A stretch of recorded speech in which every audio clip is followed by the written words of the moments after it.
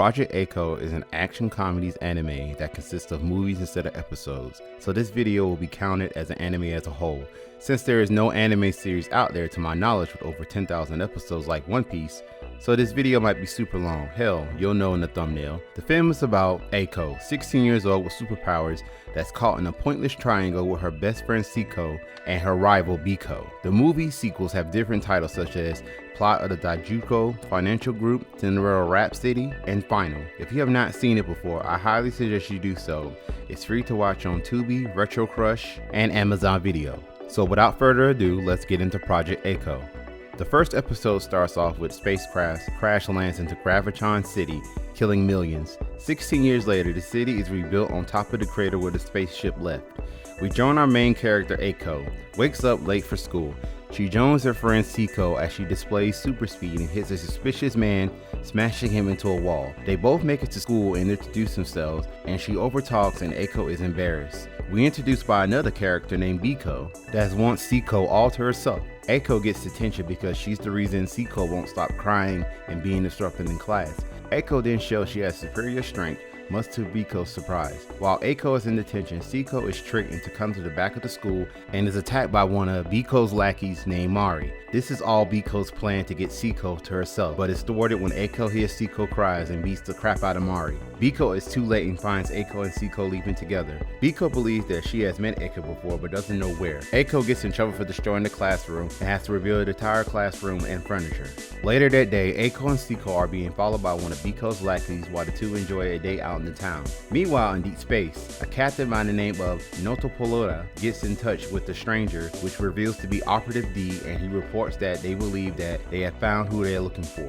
Late that night, Biko figures out how and when her and Aiko cross paths. The next day, Biko waits for the two outside and reveals they all met back in kindergarten. She states that Aiko stole Siko away from her and wants to fight to the finish. Aiko remembers that Biko used to pick on Siko, and Aiko always saved her. They were always going to fight 10 years ago, but Aiko moved away, so the fight never happened. Biko gets one of her lackeys to attack Aiko with a robot suit, but Aiko quickly smashes through it. The next day, Biko comes back with an attack vehicle that transforms into a robot called the Max 5000. Aiko trips the Max 5000, destroying it. The next day, Aiko finally gets up early enough to make it to school so that she won't see Biko. But to her disappointment, Biko shows up again with two more robots inventions. Aiko gets angry that she might not be able to get up early for school ever again, so she smashes the two robots to pieces. Determined, Biko will not give up winning Siko.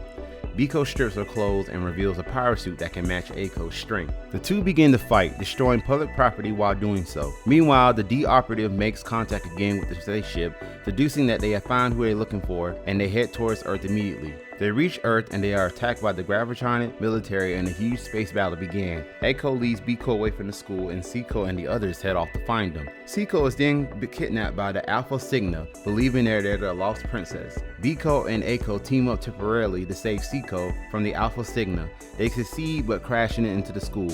The episode ends with Aiko being on time for school, the Alpha Cygna begging for money, and Biko is waiting for Aiko to fight. The next episode, titled The Plot of the Teenagegirls Financial Group, takes place only a few weeks after the first episode. The Alpha Cygna ship has crashed and has now turned into a hotel. Aiko is eating with her father before he heads out of town for a few weeks. Meanwhile, a sketchy commercial plays about the Alpha Cygna's real intentions on why they decided to do business with Earth, but was quickly cut off. Spring vacation starts as Aiko and Siko spend time together at a pool.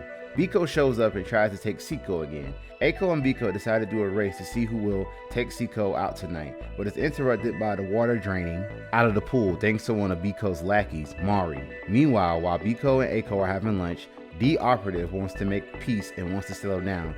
He tells them that they are turning their ship into a recreational center and invited the two personally.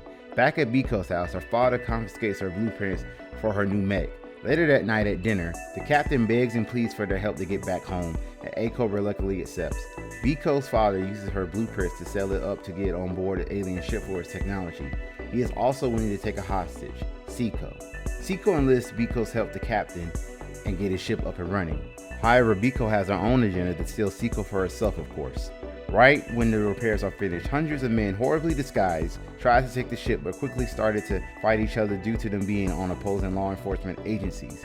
Biko successfully activated the ship. Meanwhile, Eiko takes on the attackers organized by Biko's father, and she walks right through them. Biko's father reveals that it was just a distraction, and he deploys Queen Margarita, a mechanic made from the blueprints that he took from Biko. He recognizes Eiko from the times he made Biko cry and proceeded to attack her. Biko joins the fight for her own selfish reasons. The ship launches, and the captain double-crosses them and kidnaps Seiko. Meanwhile, the ship loses power and the ship crashes. The episode ends with Seiko and Eiko going to the pool. The next episode, Cinderella Rap City.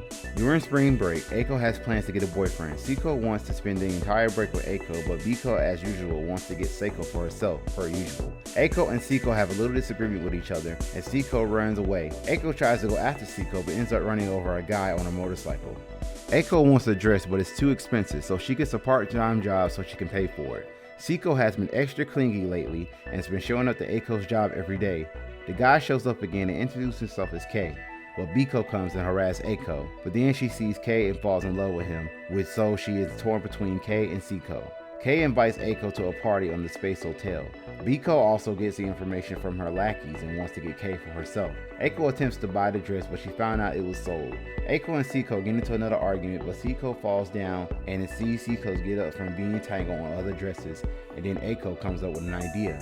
Eiko finds a nice dress and finds out Mari has bought the dress. Then Biko arrives. Eiko gets angry and starts to fight Biko, sends a signal to the military and commits an attack on the Space Hotel. It's revealed that Kei is in love with Seiko, shock of all shockers, but Seiko doesn't share the same sentiment. As usual, the ship breaks apart as usual, to the captain's surprise. The episode ends with Eiko feeling upset, but Seiko cheers her up by giving her a gift.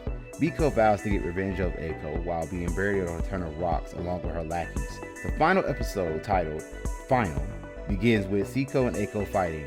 Meanwhile, their teacher, Mrs. Ayumi, is arranged to be married to Kei, much to Eiko's disbelief, but Kei is still in love with Seiko. Meanwhile, in space, the Alpha Cygna comes to Earth again to find their lost princess. The wedding takes place with extra security, but is interrupted by Biko and Eiko, hoping to win Kei's heart. Biko releases her ultimate weapon, Robo Eiko. It is all-out brawl between Biko, Eiko, and the military. The Alpha Cygna decimates the air defense and makes their demand. They announce they don't want to fight, they just want their princess back. And it's truly that is Seiko is the princess, and Seiko leaves, begging Eiko to make peace with Biko, and that she will cherish their friendships. Unfortunately, Eiko and Biko won't accept it, and they head out to rescue her. However, they are unable to reach her, and they both fall back down to Earth. The next day, Eiko wakes up and gets a knock at the door, and it's Seiko. The series ends with them hugging, and Eiko promises not to fight anymore. The end. This was just kind of weird and fun to watch once you down a couple of beers and smoke a little something. But it's not a bad series. The plot is easy to follow and the characters are easy to like, except for Seiko, and I'll explain why. She's an airhead that doesn't know how to cook. She is so clingy to Eiko, and it was more prominent in the third episode, Cinderella Rap City. Like God, girl, get you some more friends. But I think since she's an alien, my theory on her is that she has this aura that'll make people fall in love with her. Hell, maybe even go to war, but that's just a theory. Eiko, at first I thought she was just another Goku type character, but around episode 3 she started to act more like a teenage girl when she wanted a boyfriend and a dress. I thought she was gay at first, but at the end of episode 3, she's at least bisexual. But I feel she developed more as a character. But one question that's got me vexed, it doesn't explain on how she got her superhuman abilities. My theory on that is that it's one of those plot holes that doesn't need any explaining. She's just there to have it. That's why I thought she was the princess instead of Seiko. Biko's obsession of Seiko is her bread and butter of her character.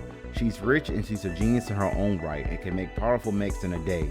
Her character develops more in the final episode when she got her feelings hurt by Eiko. Also, she's super petty as she started to like Kei once Eiko started to like him. I think she's bisexual too. Hell, maybe she's really in love with Eiko. I don't know why it took so long for the aliens to find Seiko. You think with their advanced technology, you think they would have found her by now. The Gravitronian government is the dumbest a box of rocks. They like to shoot first and ask questions later. You know, this is also put in various other animes and other forms of media. If you are older than 18 years, you'll get dumber. I would hate for that to happen to me and my children will be the smartest in the family while I be oblivious to everything. Overall, Project-A-Ko is pretty entertaining and I will do a rewatch in a couple of years. But like always, don't forget to like, subscribe, and share. And see you all next time.